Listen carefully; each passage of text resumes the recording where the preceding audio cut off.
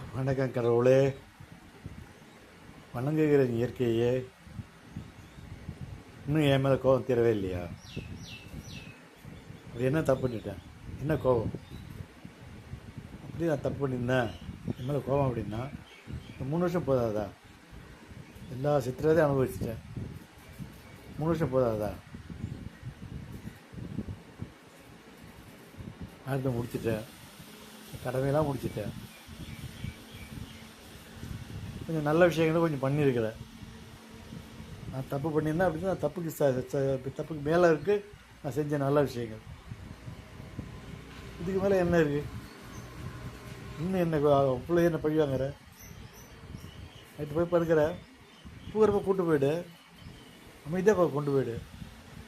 எனக்கு நான் கேட்குறது என்ன கேட்குறேன்? பெரிய சொத்து சொல்லலாம் கேட்கல, நான் அமைதியாக கூட்டு போயிடு. எல்லா கஷ்டத்தையும் அனுபவிச்சிட்டேன், இன்னமும் கஷ்டத்தை அனுபவிக்கணுமா? சொல்லு. சரி, ஒன்று மட்டும் என்ன எப்படி ஒன்று கூட்டு போகிறது நினைக்கிறியா? அது தப்பே கிடையாது. ஏன்னா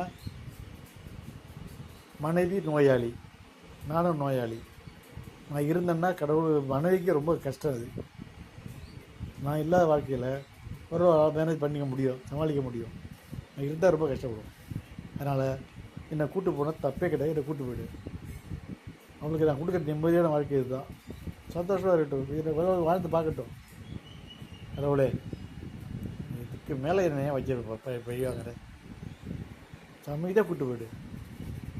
நான் ரொம்ப சித்திரப்பட்டு சாகணுங்கிறது எனக்கு பிடிக்கவே இல்லை, விருப்பம் இல்லை. நான் பெரிய ஆசையில் ஒன்றுங்கிட்ட சொல்லிட்டேன், அது மாதிரி பயத்தை பற்றி சொல்லிட்டேன். இந்த கூட்டு போய்டு கடவுளே, இறைவா, இந்த கூட்டு போய்டு. நன்றி, கூட்டு போய்டு, நன்றி.